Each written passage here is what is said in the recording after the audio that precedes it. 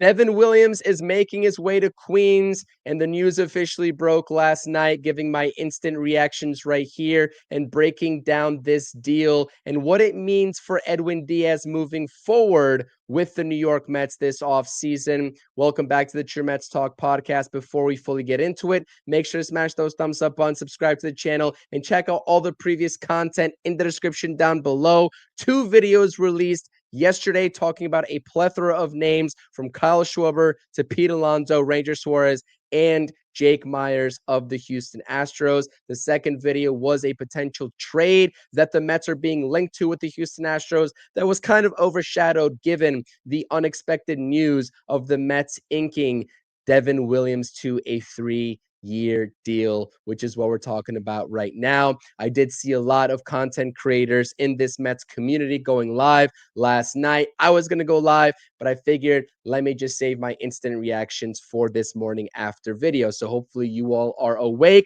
grabbing your coffee, and tuning into this exciting Mets news right here that Will Salmon of The Athletic actually broke, but you can see right here with John Heyman to my left and him also breaking down this deal. Devin Williams' Mets deal is $45 million for 3 years, $5 million deferred, and that is per season, each of those 3 seasons. So that's $15 million deferred total and a $6 million signing bonus. Now, luxury tax implications. I am still waiting on an official report on how this will impact the luxury tax on the payroll for the New York Mets. But if you want to break it down in simplistic terms with just numbers, right, and math, 45 for the actual deal, $6 million signing bonus, which is $51 million, divided by the 3 years, $17 million, 5 years, or I should say $5 million deferred for each year is about $12 million AAV. Now, like I said, that $12 million is what it is, but that is not the end all be all. And we are still waiting to hear how this is actually going to impact the Mets luxury tax, the implications, right? So it could be anywhere between 12 to $15 million on the luxury tax in terms of how this actually affects it. But David Stearns definitely has his work cut out for him now because the biggest question, I think that this deal with what I just stated in the numbers is actually a steal for the caliber of a pitcher that Devin Williams has shown himself to be, especially in his Milwaukee Brewers days. We all know the numbers were inflated last season. Devin Williams came out and said that he thinks his stuff was just really on par with what he produced in Milwaukee. The overall numbers just simply didn't show that. And a lot of people around the league agreed with that. And so you can get into the numbers of the arsenal and him, I guess, increasing the percentage of the changeup, reducing the four-seam fastball percentage, and in terms of percent thrown in his arsenal. We can get into all those numbers. I actually talked about Devin Williams and broke down those numbers before, so I'll link that video in the description a couple of weeks ago when that Jeff Passan article first hit. But I think Devin Williams still has a lot left in the tank. It's going to be a matter of, is this going to be a setup role for him, or is he going to be the closer, depending on what Edwin Diaz does? Because the Dodgers, the Blue Jays, and a handful of other teams are going to be really in on the pursuit now of Edwin Diaz. They're pretty much licking their chops right now after this Devin Williams deal. But Andy Martino, Anthony DiComo, and John Heyman all agree. And Jeff Passan said this originally. The New York Mets are not out on Edwin Diaz, even given this Devin Williams deal. Mets remain in the mix for Edwin Diaz. Williams isn't Diaz, says John Heyman, clearly, but he gives them a bit of cover in case the worst case scenario happens and Edwin Diaz leaves in free agency. I will look at this deal a lot differently if Edwin Diaz actually does leave than I do right now in terms of thinking that Williams is going to be a setup man in the 8th inning. I would love for the Mets to have a super bullpen in 2026 and beyond, which is what they are on track to have right now. Because a couple of weeks ago, I tweeted this out right here, and you can see it on my left. Let me dream, but a Mets bullpen with Edwin Diaz, Devin Williams, Brooks Raley, AJ Minter, and Tyler Rogers would be magical. Devin Williams is signed. Brooks Raley's club option got picked up. AJ Minter exercised his player option. Tyler Rogers is a free agent that the Mets definitely at this point should be thinking about bringing back. And Edwin Diaz is the prized possession of a lot of clubs this offseason when it comes to the sweepstakes of free agency. So there is a lot of moving pieces here.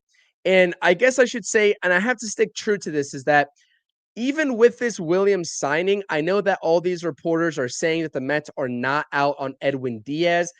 Historically speaking, with David Stearns, if Edwin Diaz is still demanding the max contract similar to what he got before, that 5-year, $102 million mark, I just find it very hard to imagine David Stearns giving out that contract to Edwin Diaz. Of course, you have Robert Suarez there on the market as a fallback option as well.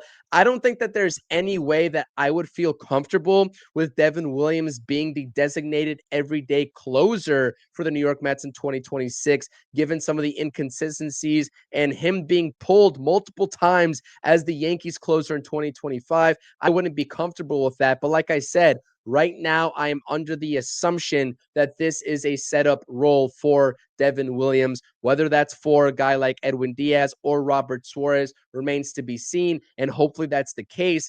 But that situation is a lot better when you look at it than if he was going to be the actual closer for the Mets moving forward. So there's a clear tie and a clear connection between Devin Williams and David Stearns going back to those Brewers days. Of course, we have to mention yet again Pete Alonso, another free agent that the Mets have to decide on, basically ended Devin Williams' Brewers career with that go-ahead home run in the wild card series in 2024. This is going to be very interesting. This is very unexpected. Like I said, I was watching football. I was watching the Giants when this news broke, and I wanted to go live. But like I said, I wanted to just give my initial reactions on the morning after and collect my thoughts here, give you all some of the numbers, give you all the implications with Edwin Diaz and the actual bullpen outlook and how this bullpen is transforming into a very solidified core with a couple external pieces still remaining to be determined whether the Mets are going to go ahead and splurge that kind of money. The Mets, with the luxury tax right now, they're kind of sitting pretty. I will say, we all know that Steve Cohen, David Stearns, and the Mets front office realizes that they're going to have to go over the luxury tax pretty handedly to fill all the gaps and the holes of this team that are present right now. How far they are willing to go remains to be seen. Do they actually allocate $20 million for Edwin Diaz or split that over other areas of the team? I still, I've been saying this all offseason. You cannot afford to not have Edwin Diaz on this roster. Devin Williams, I think 2025 is an outlier for him with some of the numbers, some of the blown save numbers, etc. In his Brewers days, especially from 2021 onward, he was one of the best closers numbers wise in all of baseball as a Milwaukee Brewer.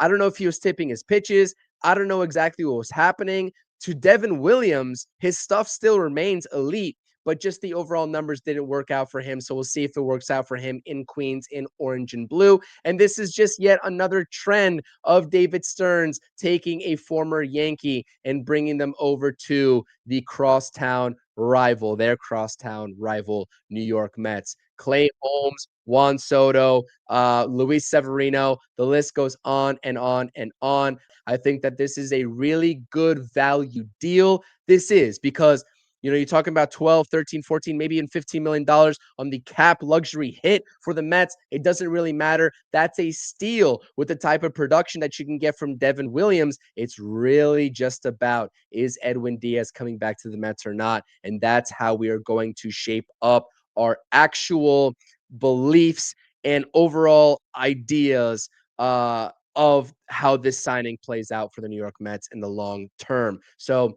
Mets fans, let me know. Do you think that this is a good move? Are you excited about this? And do you think Edwin Diaz still comes back? Make sure to smash those thumbs up buttons. Subscribe to the channel. See you all next time. Peace.